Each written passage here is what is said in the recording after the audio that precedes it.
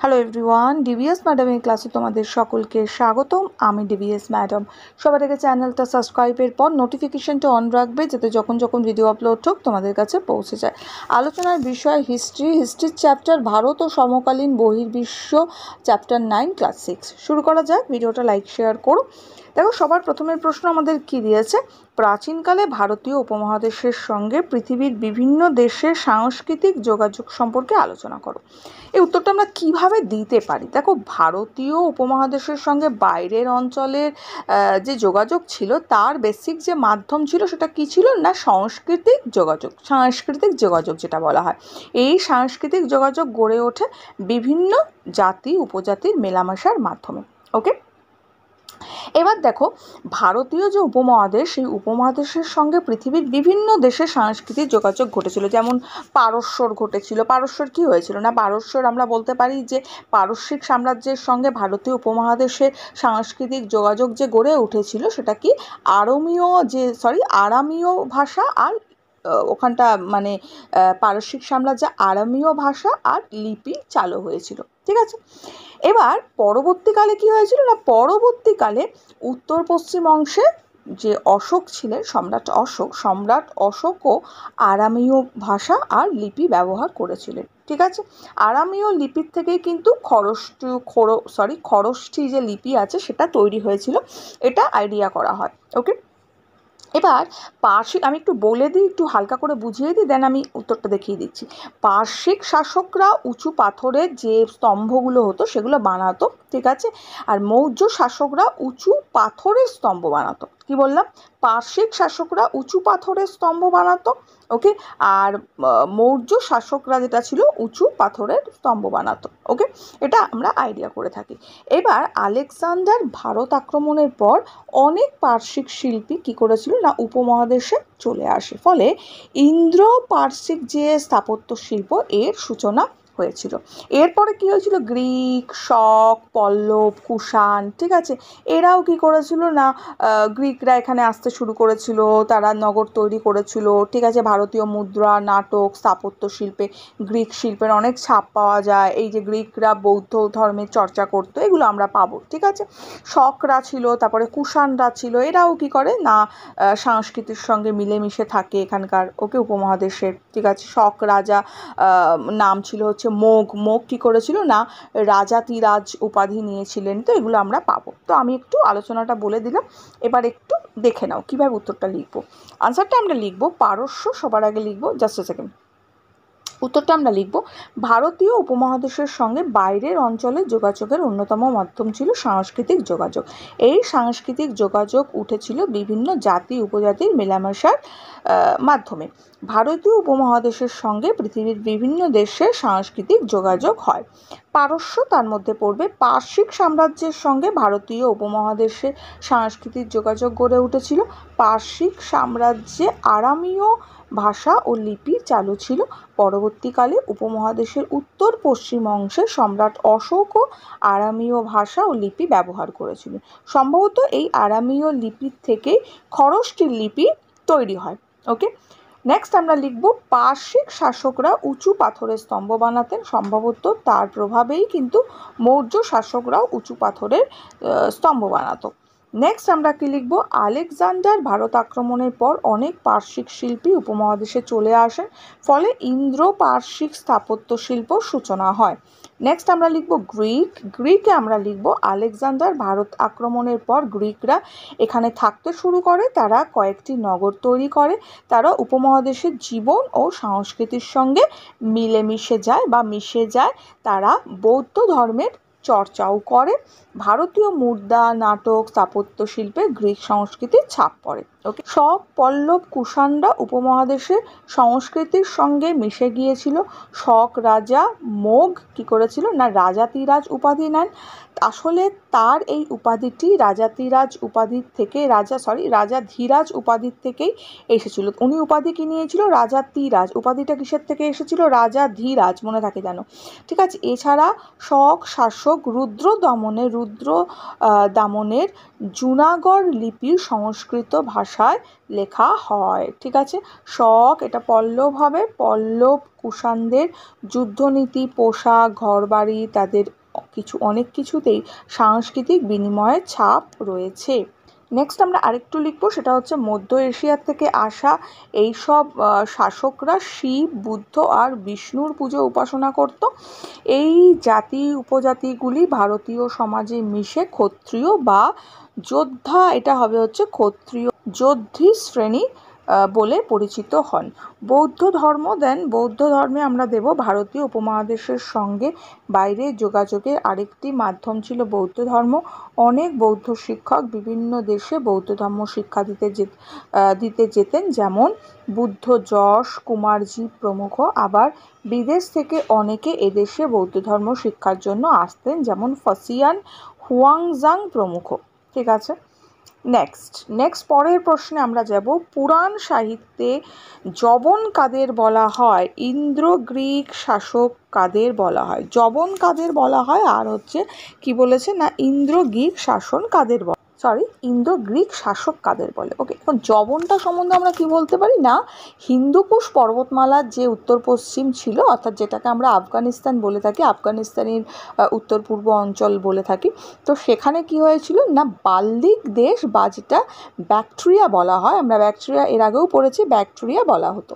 এবার সেখানে কি হয়েছিল, এই ব্যাকট্রিয়া গ্রিক শাসক যে সেলিউকাসের অধীনে ছিল। ঠিক আছে, মানে কত সময় না খ্রিস্টপূর্ব 4th শতকে। ঠিক আছে, শেষ টাইমে আর কি ব্যাকট্রিয়া কি ছিল না সেলুকাসের আন্ডারে ছিল, গ্রিক শাসক যে সেলুকাস তার অধীনে ছিল। ঠিক আছে, পুরাণ সাহিত্য ব্যাকট্রিয়ার যে গ্রিক শাসকদের যবন বলে অভিহিত করেছে, বা পুরাণ সাহিত্যে কি বলেছিল, ব্যাকট্রিয়ার গ্রিক শাসকদেরকে তারা যবন বলেছিল। এবার ইন্দ্র গ্রীকে কি বলতে পারি না, ইন্দ্র গ্রীকে আমরা বলতে পারি যে ভারতীয় উপমহাদেশের উত্তর পশ্চিম সীমান্ত অঞ্চলে কি ছিল না ব্যাকট্রিয়ার গ্রিক শাসন কিন্তু ছিল। ঠিক আছে, এই অঞ্চলে গ্রিক শাসনদের ব্যাকট্রিয় গ্রিক, বা যেটাকে আমরা বলে থাকি ইন্দ্র গ্রিক বলে থাকতাম। ওকে, তাহলে আমরা এই যবনটা লিখে দেবো, এইটা সেম আমি যেভাবে বললাম সেভাবে লিখবে, হিন্দুকুশ পর্বতমালার উত্তর পশ্চিম, অর্থাৎ এখনকার আফগানিস্তানের উত্তর পূর্ব অঞ্চলে, এটা এখানটা ভুল এসছে, উত্তর পূর্ব অঞ্চলে বাল্লিক হবে, বয়াকার হয় লয় হবে, এটা ভুল এসছে, এটা হয় লয় হবে, হ্যাঁ হয় লয় করবে।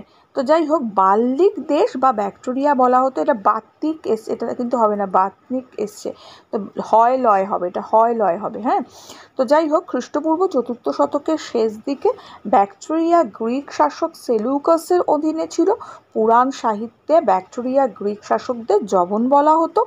নেক্সট ইন্দ্র গ্রীকে আমরা যাব, ইন্দ্র গ্রীকটা কি লিখব, ভারতীয় উপমহাদেশের উত্তর পশ্চিম সীমান্ত অঞ্চলে ব্যাকট্রিয়ার গ্রিক শাসক ছিল, এই অঞ্চলে গ্রিক শাসকদের ব্যাকট্রিয় গ্রিক বা ইন্দ্র গ্রিক শাসক বলা হতো। নেক্সট আমাদের বলছে হিদুসটা খুবই ছোট্ট করে আমি দিয়েছি, হিদুসটা কি না আমরা বলতে পারি যে উচ্চারণ, শকে ওরা উচ্চারণ করতো, কারা না পার্সিকরা স যেটা ছিল তাকে উচ্চারণ করতো এবং লিখতও তাই। ওকে, এবার পারস্যের যে হখামনীষীয় যে শাসক, সেই শাসক দরায় বংশের লেখা শাসক কে ছিল না দরায় বংশ। ঠিক আছে, বংশের লেখা থেকে হিদুস শব্দটা কিন্তু পাওয়া গেছিল। আমরা বেসিক্যালি হিদুস বলতে কি বুঝি না, যেটা সিন্ধু সভ্যতা যেটা হয় না, সিন্ধু নদ বৌদ্ধিক অঞ্চল যেগুলো ছিল তাদেরকে বলা হতো। ঠিক আছে, তাহলে আমরা কিভাবে এটা লিখবো আমরা, পার্সিকরা শকে উচ্চারণ করতো আর লিখতো। পারস্যের হখামনীষীয় শাসক দরায় বংশের লেখার থেকে হিদুস শব্দটি পাওয়া যায়। হিদুস বলতে মূলত সিন্ধু নদ বৌদ্ধত অঞ্চলগুলোকেও বোঝানো হতো বা বোঝায়।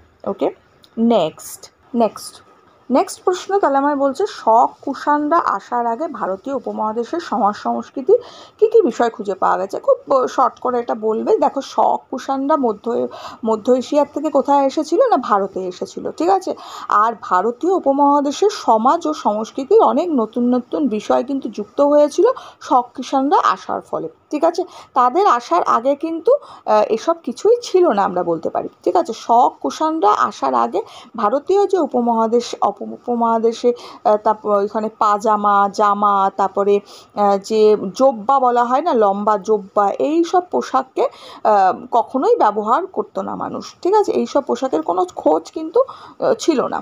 তারা আসার আগে উপমহাদেশে জুতো, তারপরে বেল্টের ব্যবহার পাওয়া যায়নি কিন্তু। এছাড়া কি না, এছাড়া তারা আসার আগে এখানে এক ধরনের লাল মাটির পাত্র খুঁজে পাওয়া, মানে সরি, এই শক আর কুষাণরা কী করতো না, এক ধরনের লাল মাটির পাত্র ব্যবহার করতো, কিন্তু তারা আসার আগে এই লাল মাটির পাত্র কিন্তু পাওয়া যায়নি। তো যাই হোক, আমরা এটা এইভাবে লিখব যে শক কুষাণরা মধ্য এশিয়ার থেকে ভারতীয় উপমহাদেশে এসেছিল।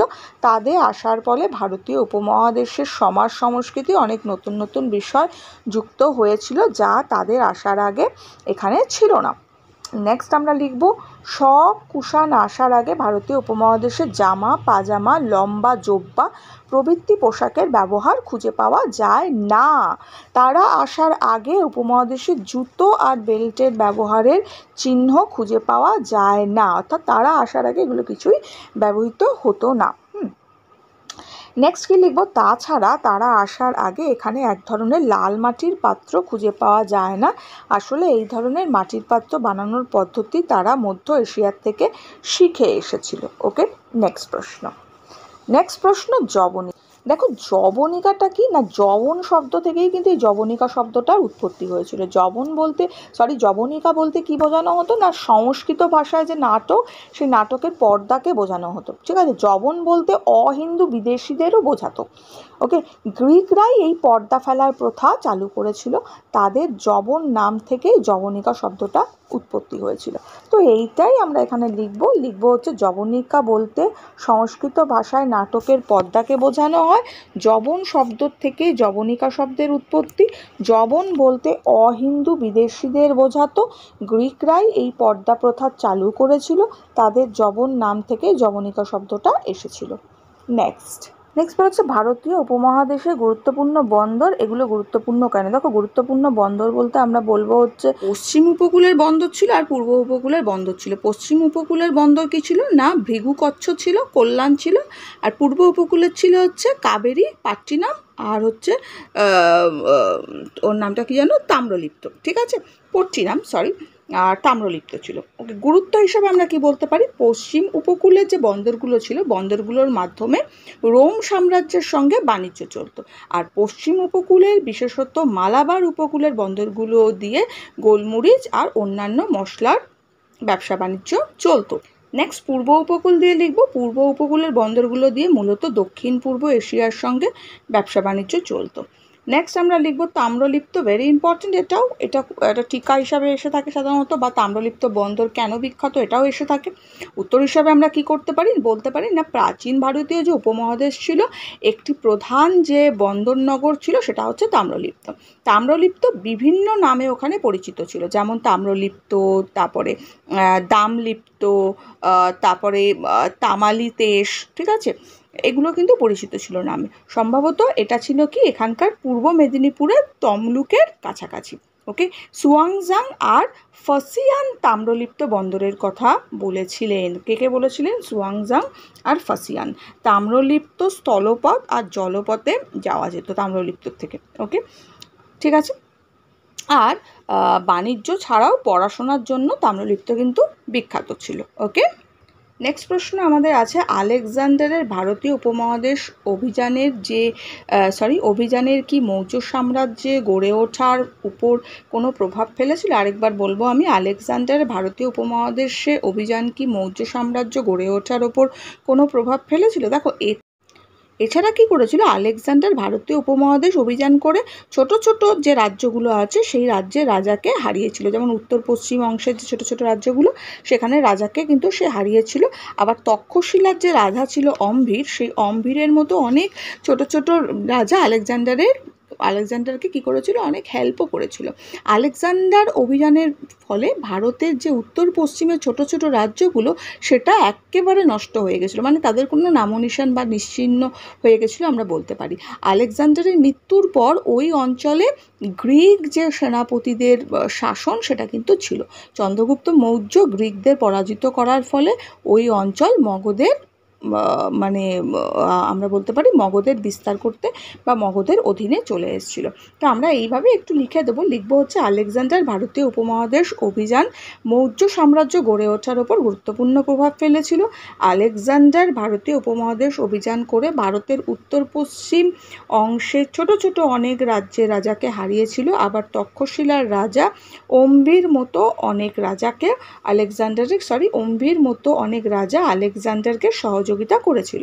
অর্থাৎ আলেকজান্ডারের অভিযানের ফলে ভারতের উত্তর পশ্চিমে ছোট ছোট রাজ্যগুলো নিশ্চিহ্ন হয়ে গিয়েছিল।